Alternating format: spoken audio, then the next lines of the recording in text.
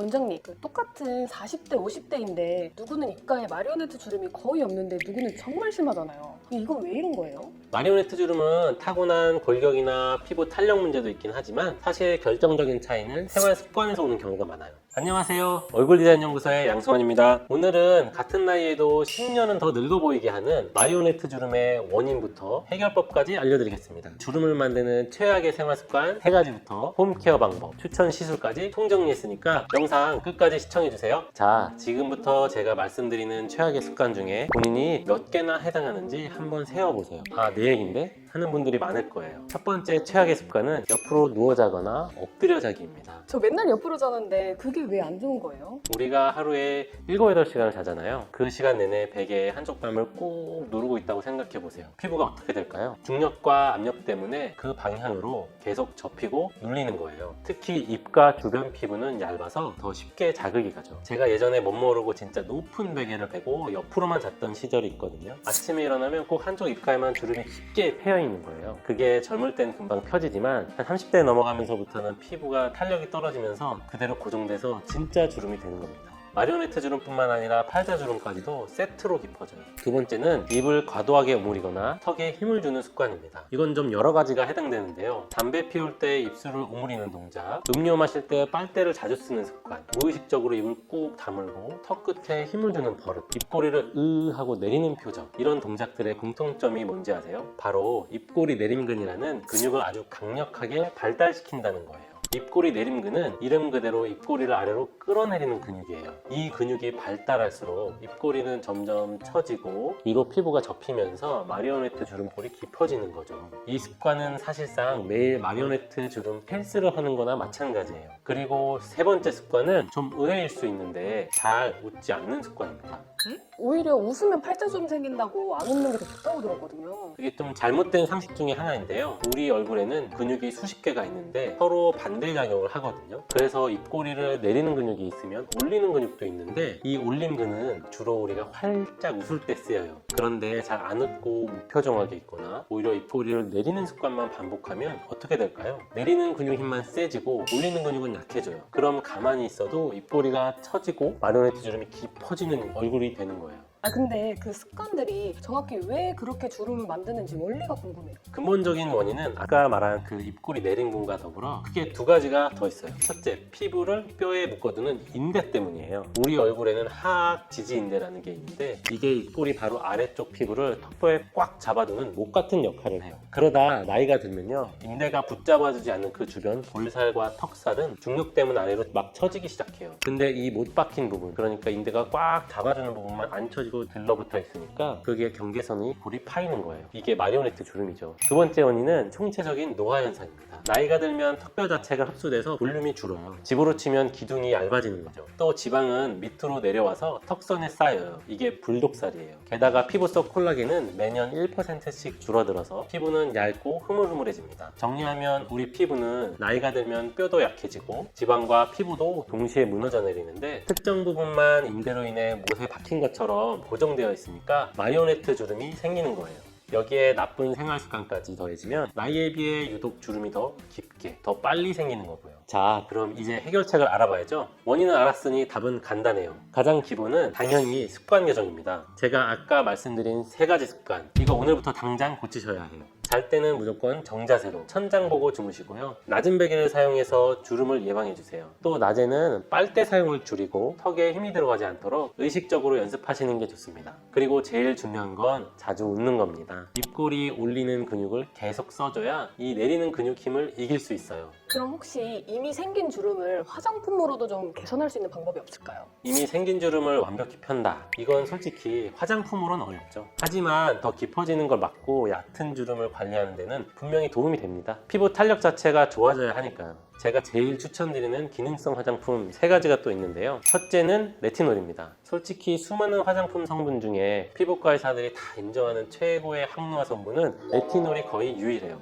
콜라겐 생성을 직접적으로 촉진하고 피부 세포가 새로 교체되는 속도를 높여주거든요. 또 잔주름, 탄력, 모공까지 개선해주니까 안티에이징 홈케어로는 이것만한 게 없죠. 다만 레티놀은 자극이 정말 강해요. 절대 크림 바르듯이 듬뿍 바르면 안 됩니다. 저도 한 10년 전쯤에 제 피부가 꽤 튼튼한 편이라 자부하고 처음에 고용량을 듬뿍 발랐다가 얼굴이 다 뒤집어진 경험이 있어요. 한 달 동안 빨갛게 벗겨진 거 복구하느라고 정말 고생했습니다. 여러분은 꼭 0.1% 이하의 저용량으로 시작해서 쌀 한 톨보다 작은 크기로 시작하세요. 수분크림에 섞어서 바르거나 고민 부위에만 얇게 펴바르셔야 해요. 두 번째는 비타민C입니다. 비타민C도 정말 강력한 항산화 성분이고 콜라겐을 합성할 때 꼭 필요한 재료예요. 재료가 없으면 콜라겐을 만들 수 없습니다. 꾸준히 바르면 피부 탄력에 도움이 되고 미백 효과로 안색도 맑아져요. 특히 비타민C는 자외선 방어 효과가 있어서 아침에 자외선 차단제 바르기 전에 바르시는 게 제일 효과가 좋습니다. 저는 보통 아침엔 비타민C, 저녁에는 레티놀 이렇게 루틴을 정해놓고 쓰고 있어요. 마지막 세 번째는 펩타이드입니다. 펩타이드도 콜라겐 합성을 돕고 피부 재생을 촉진하는 성분이에요. 레티놀이랑 비슷한 역할을 하는데 결정적인 차이는 자극이 거의 없다는 거예요. 저는 피부가 예민해서 레티놀은 도저히 못 쓰겠어요 하는 분들은 이 펩타이드 성분이 들어간 에센스나 크림을 쓰시면 좋습니다. 자, 그런데 나는 홈케어로는 어림도 없다, 이미 톤이 깊게 패였다, 당장 빨리 없애고 싶다 하시는 분들은 아무래도 시술의 도움을 받으셔야겠죠. 여기서 제가 가장 중요하게 말씀드리고 싶은 게 있어요.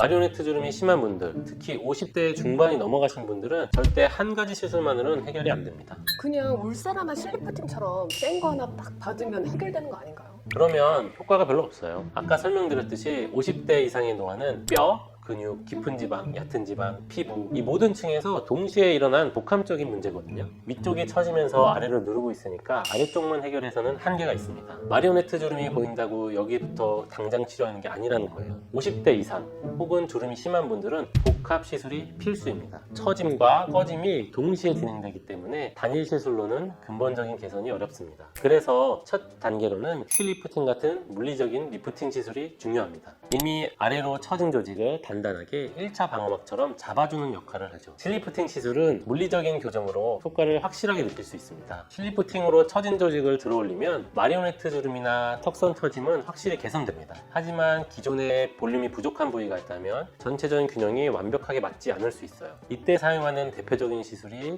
필러와 스컬트라예요. 필러는 우리가 원하는 부위에 원하는 양만큼 즉각적이고 예측 가능한 보완이 가능합니다. 즉 꺼져있던 볼이나 팔자 부위에 자연스러운 볼륨을 채워서 넣어서 리프팅 후에 윤곽선을 더 부드럽고 조화롭게 만들어줍니다. 그리고 실리프팅을 통해 처짐을 개선한 뒤 볼륨을 보완해줄 경우 필러의 사용량을 줄일 수 있어서 더욱 이런 시술 순서를 추천드려요. 스컬트라는 PLLA 성분을 통해 내 피부가 스스로 콜라겐을 생성하도록 자극해 시간이 지나면서 피부가 점점 두꺼워지고 탄력이 차오르는 특징이 있죠. 즉 필러는 즉각적인 조형, 스컬트라는 장기적인 재생을 담당한다고 보시면 돼요. 이제 그 위에 인테리어 마감의 개념으로 들어가는 시술이 바로 울서마지 조합입니다. 울서마지는 울세라와 써마지를 함께 받는 시술을 말하는데 이 두 가지는 타깃 하는 층이 완벽하게 달라요. 울세라는 가장 깊은 근막층 가까이까지 가서 에너지를 콕콕 쏴서 조직 자체를 수축시키고 피부를 안으로 당깁니다. 반면 써마지는 다리미처럼 좀 더 얇은 진피층에 고주파열을 넓게 가해서 자글자글한 피부결을 쫙 펴주고 콜라겐을 쫀쫀하게 재생시키는 거죠. 이렇게 울세라로 속 뼈대를 당겨 올리고 써마지로 피부를 정리해주면 피부 안팎으로 처짐과 탄력을 제대로 잡을 수 있습니다. 이래서 연예인들이 정말 많이 찾는 시술이고 저 역시도 1년에 한 번은 꼭 받는 조합입니다. 자, 마지막으로 제가 알려드린 세 가지 시술 조합에 부족한 1%를 채워줄 시술을 알려드릴게요.